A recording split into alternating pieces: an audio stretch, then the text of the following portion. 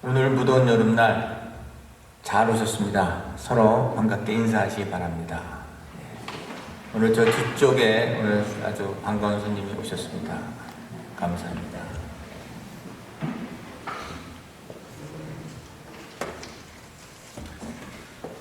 오늘은 이번 주는 8.15 주일입니다. 여러분들이 이민 와서 사시다 보니까 한국의 이런 큰 명절을 어떤 때는 깊이 느끼지 못하고 지날 때가 많습니다. 그래서 저희 대한민국과 또 이스라엘은 서로 비슷한 점이 많습니다. 남북으로 갈려 있고, 또한 신옷을 즐겨 입고, 또한 음악을 즐기며 여러 가지 고통을 받은 것은 비슷한 점이 많아서 제가 오늘 그 설교의 제목을 광복절과 바벨론 포로 귀환의 기쁨이라는 것으로 정했습니다. 우리가 나라를 되찾은 날을 광복절이라고 부르죠. 광복, 빛을 되찾았다는 뜻입니다. 국가를 이루려면 세 가지가 필요하지요. 땅이 필요하고, 두 번째로 백성이 필요하고, 주권이 필요합니다. 그런데 주권을 일본에게 빼앗긴 대한민국은 36년간 일본의 식민지로 전락하고 말았습니다.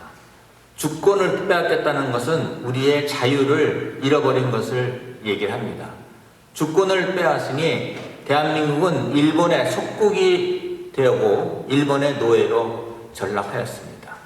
젊은이들은 전쟁터에 끌려나가고, 또한 저희 꽃다운 여인들은 정신대로 팔려가고, 노동자는 강제징용을 당했습니다. 저희 집안에서도 지금 소천하신 저희 장인어른은 그 일본 그 일제시대에 그 가미가제 특공대로 착출을 당해서 하루에 3명씩을 불렀답니다. 침상, 코상, 리상 부리면 그 불리운 사람은 조그만 정전장 한 잔을 마시고 천황폐하 만세 부르고 비행기 타고 죽음을 맞이하였습니다. 독립을 외치는 사람은 잡혀서 감옥 생활을 하거나 망명길에 만주로 떠났으며, 또한 일본에 협력한 사람만이 사람 행세를 하게 하고 살았던 것입니다. 오늘 이 시편 126편 말씀은 바벨론 포로에서 돌아온 후 성전을 회복하고 성전에 들어가면서 기쁜 감격의 노래입니다. 이스라엘은 3번에 걸쳐서 바벨론의 포로로 끌려가고 3번에 걸쳐서 포로 귀환을 하였습니다. 여러분 잘 아시는 바와 같이 1차 포로 귀환은 수르바벨의 지도하에 이루어졌고요. 2차 포로 귀환은 에스라 선지자에 의해서 이루어졌고, 3차는 느헤미야 선지자에 의해서 이루어졌습니다. 이와 비슷한 얘기로 우리 대한민국도 1930년에서 37년 사이 지금 만주 혹은 블라디보스토크 근처에 사는 우리 선조들이 어느 날 밤 영문도 모른 채 7년에 걸쳐서 약 30만의 사람이 중앙아시아로 끌려갔습니다. 이것이 바로 코리안 디아스포라입니다. 그들은 캄캄한 밤에 화물열차에 실려서 아주 열악한 상태로 밤새 며칠을 가다가 키르기스탄에 얼마 내리고 또 카자흐스탄에 내리고, 이렇게 살아남은 사람들이 요즘 고려인의 후손인 저희 동포인 것입니다. 해방이 되었지만 우리가 한 일은 아무것도 없습니다. 그냥 어느 날 갑자기 해방이 된 것입니다. 이것은 하나님이 역사하심을 우리가 알아야 합니다. 이스라엘은 BC 537년 고레스 왕의 칙령으로 그들은 포로를 맞이했습니다. 저 사진을 보시면 이 고레스 왕은 세계사적 이름은 키루스 2세입니다. 성경에서는 고레스라고 불리고요. 저 고레스 왕의 무덤은 이란에 있는데 지금 세계 문화유산으로 등재되어 있습니다. 큰 대왕에 비해서 무덤은 그렇게 크지 않은 편입니다. 이스라엘이나 저희 나라나 특별하게 우리가 싸워서 이룬 것이 아니고 하나님의 은혜로 해방이 된 것입니다. 또한 저 그림은 고레스 침령, 고레스 원통이라고 하는 것인데요. 저것은 대형 박물관에 있고 사본이 유엔에 있습니다. 저기에 보면 여러 가지 고레스 왕이 포로를 귀환하는 내용, 여러 가지 내용이 있어서 저것도 귀한 물품입니다. 이사야서 45장 1장을 보면 내가 그의 오른손을 붙들고 그 앞에 열국을 항복케 하며 내가 왕들의 허리를 풀어 그 앞에 문들을 열고 성문이 닫히지 못하게 하리라. 즉 고레스가 바벨론을 멸망시킨 후 이스라엘 백성을 바벨론에서 포로 귀환시킨다는 예언이 150년 전에 이미 선포가 된 것입니다. 이사야 성경이 기록될 당시에는 이스라엘은 아직 멸망하지도 않았고 포로로 끌려가지도 않았습니다. 그런데 70년 후에 포로를 풀어준다는 예언이 있었고 예루살렘은 파괴되지도 않았는데 중건된다는 예언을 고레스는 이사야서를 보고 깜짝 놀라서 하나님의 권능에 순종하여 느부갓네살 왕, 바벨론의 느부갓네살 왕이 예루살렘을 침공해서 가져갔던 금은 보화와 함께 포로들을 귀환시킨 것입니다. 이 세상 모든 일이 하나님의 주권하에 있음을 고백하는 우리 성도님 되시기를 바랍니다.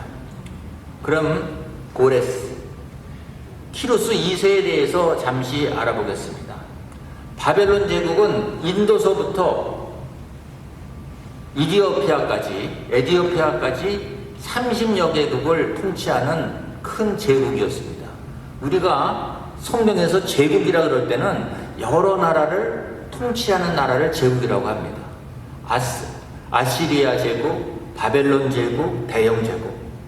불행히도 이집트는 제국이 되려고 굳이 노력을 했어요. 그러나 아무도 이집트를 제국이라고 부르지를 않습니다. 그 30여 개국 나라 중에서 바사라는 나라가 있었고 메데라는 나라가 있습니다. 바사는 지금으로 얘기하면 페르시아고요. 메데는 메디아라는 나라입니다. 그런데 바사는 메데한테 조공을 바쳤습니다. 이 고레스의 외할아버지는 왕이었습니다.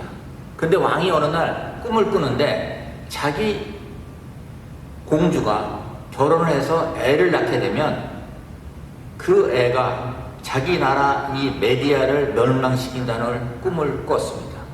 그래서 이 꿈이 너무 무섭고 두려워서 자기 신하한테 그 공주를 아주 변방에 별별 없는 조그만 국가로 시집을 보냈습니다. 그런데 공주가 애가 날 때가 되니까 똑같은 꿈을 또 꾼 거예요. 그래서 이 불길한 징조가 들어서 자기 신하한테 그 공주의 아들을 죽여라 라고 명령을 했는데 그 신하가 너무 아들이 잘생기고 또한 차마 죽일 수가 없어서 그 공주의 아들을 바꿔치기를 했습니다. 그 시기에 난 다른 사산한 아이를 죽였다 그러고 양치는 소년으로 12년을 살게 했습니다. 이 양치는 소년 동안 12년 동안 그는 살아가면서 자기가 나중에 왕자인 것을 알고 커서 메디아 그 왕국을 멸망을 시킵니다. 이 왕자가 고레스인 것입니다. 그래서 또한 이 양치는 소년 시절에 이 고레스는 어린 시절에 수룹바벨 1차 포로기환에 간 수룹바벨에게 내가 만약에 왕이 되면 너희 유대민족을 내가 귀환을 시켜주겠다 라고 약속을 했습니다. 결국은 왕이 된 이후에 수룹바벨이 그 고레스 왕을 찾아가서 당신 옛날에 나한테 약속하지 않았냐, 우리 백성을 다시 고국으로 돌아갈 수 있게 해달라. 그래서 포로 귀환이 이루어졌고요. 또한 금은 보화와 그 바벨론의 그 왕인 느부갓네살 왕이 가져갔던 금은 보화까지 돌려준 것입니다. 이사야서 44장 28절을 보면 고레스에 대해 이르기를 내 목자라 그가 나의 모든 기쁨을 성취하리라 하며 예루살렘에 대하여는 이르기를 중건되리라 하며 성전에 대해서는 내 기초가 놓아지리라 라고 했습니다. 세계의 역사학자들이 모여서 인류 역사상 제일 훌륭한 지도자가 누구냐 라는 이슈를 가지고 서로 토의하고 투표를 하였는데 예상밖에 고레스 왕이 뽑혔습니다. 그는 시저나 또한 알렉산더 대왕을 물리치고 가장 유능한 지도자로 뽑혔습니다. 그리고 그는 타국인, 적국인 그리스 사람에게도 많은 존경을 받았고요.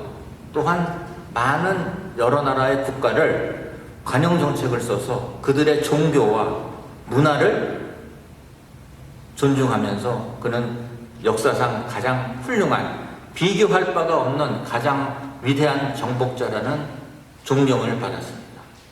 우리 BC 331년에 그 다음에 오늘은 제가 조금 역사 이야기를 합니다만은 이 성경을 보시면 우리가 아시리아가 있었죠.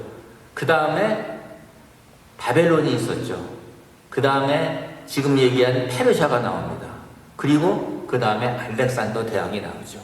알렉산더 대왕이 페르시아를 무찌르고 모든 것을 파괴하려고 이 고레스의 그 무덤 앞에 갔더니 이러한 명언이 있었습니다. 죽을 수밖에 없는 인간들아, 나는 한 줌의 흙으로 돌아간다.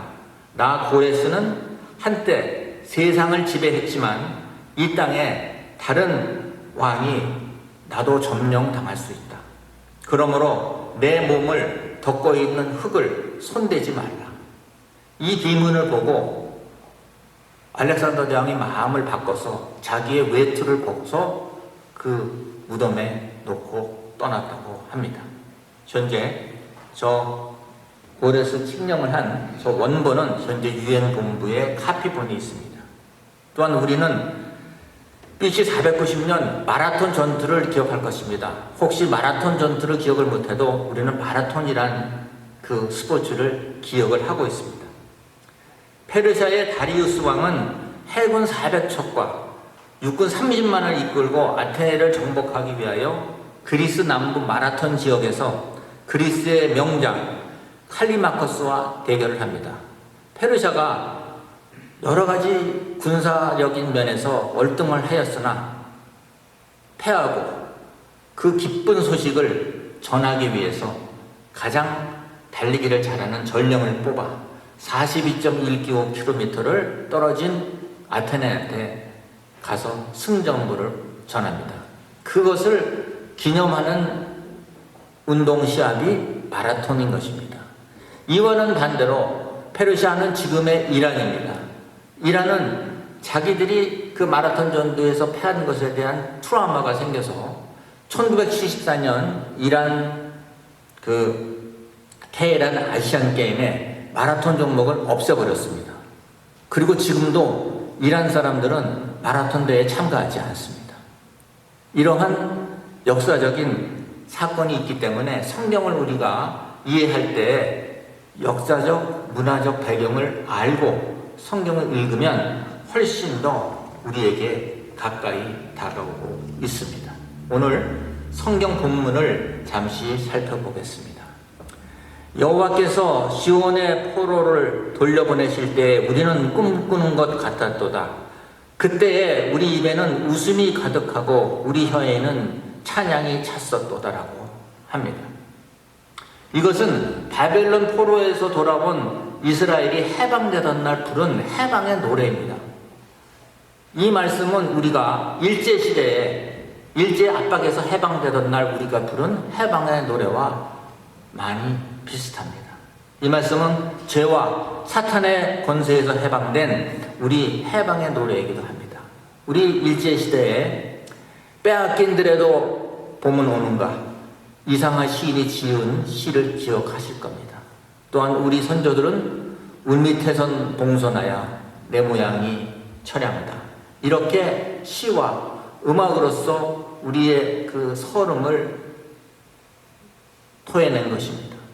여기서 해방의 기쁨은 꿈을 꾸는 것 같았습니다. 우리가 한 것이 아무것도 없는데 고레스 칙령에 의해서 우리가 포르기원을 가니까 그들은 꿈을 꾸는 것 같았습니다.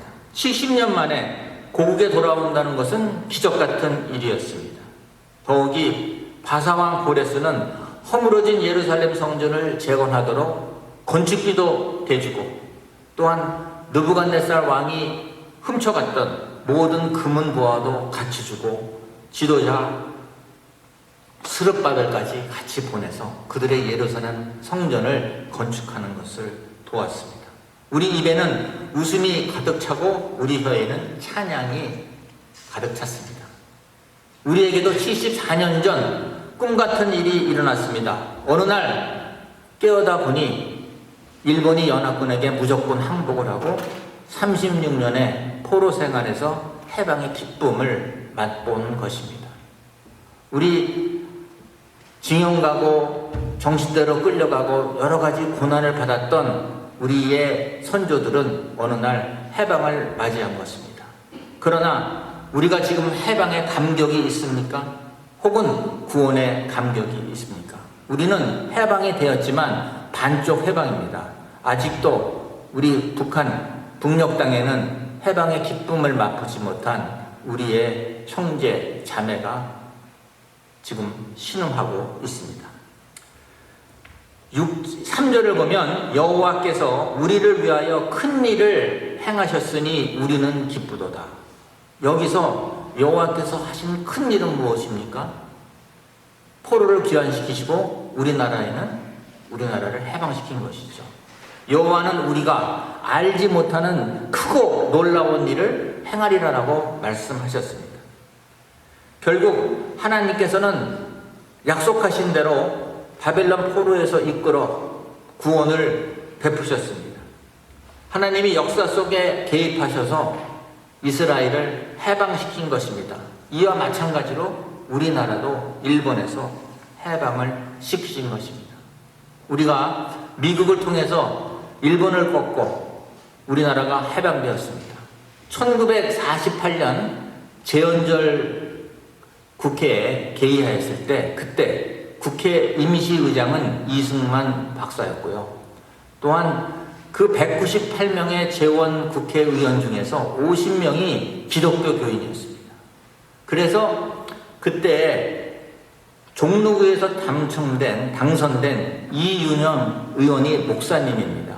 그분이 결국은 기도를 하였던 것입니다. 어떻게 기도를 했나? 우리나라를 기억해달라고, 우리나라를 도와달라고 기도를 하였습니다. 이 우주 만물을 창조하시고 인간의 역사를 섭리하시는 하나님이시여, 이 민족을 돌아보시고 이 땅을 축복하셔서 감사에 넘치는 오늘이 있게 하심을 주님께 진심으로 감사하나이다. 우리나라도 대한민국이 건국될 때에 하나님께 기도로 시작한 나라입니다. 미국이 대통령 선거를 할 때 성경에 손을 얹고 대통령 취임사를 하는 것과 마찬가지로 우리나라의 역사를 보면 3.1운동 당시에도 기독교 교인이 제일 많았습니다. 이러한 기독교 교인의 눈에 보이지 않는 노력과 헌신 덕분에 우리가 오늘 이만큼 살게 된 것입니다. 우리가 우리 삶에 대해서 하나님이 주관하심을 여러분 꼭 믿고 사시기 바랍니다. 세 번째로는 해방된 자에게는 천국의 소망이 있습니다. 4절을 보면 여호와여 우리의 포로를 남방 시내들 같이 돌리소서. 여기에 이 남방 시내들 같이 돌린다는 얘기는 무슨 얘기냐? 유다 남쪽에는 네브게라는 사막이 있습니다. 저는 중동 지역에서 조금 근무한 경력이 있는데요. 그 중동 지역에 가보면 평상시에는 물이 안 흐릅니다. 이것을 와지라고 합니다. 그런데 우기가 돼서 비가 갑자기 흐르면, 비가 많이 넘치면 그 와디가 물이 콸콸 넘치는 아주 위험한 지형이 있습니다. 그래서 우리의 포로를 남방 시내들 같이 돌리라는 얘기는 아직도 바벨론에서 본국으로 돌아오지 못한 수많은 그 자기 동포들이 그 시냇물 같이 본국으로 다 돌아오기를 소원하는 뜻의 얘기입니다. 저 높은 헬몬산에서 눈이 녹아 홍수처럼 물이 흘러내리듯이 우리의 동포들을 기원하게 해달라는 얘기입니다. 저희 대한민국도 일본의 60만 제1동포라고 얘기를 합니다. 그래서 제가 일본에 갔었을 때 보니까 한국 그 제1동포들이 빠진꼴을 많이 하셨어요. 그래서 우리는 조총련 그러면 상당히 좀 안 좋은 느낌을 제가 어렸을 때는 가졌는데요. 그 스토리를 제가 공부를 해보니까 해방은 됐는데 일본 정부에서 너희가 한국으로 가는 것은 좋다. 단 1불도 가져가지 마라. 모든 것을 다 일본에 두고 몸만 떠나라. 그러니까 그분들이 자기네들이 이룩해 놓은 터전을 쉽사리 떠날 수가 없는 것이었습니다. 그래서 일본에 주저앉은 사람도 많았고요.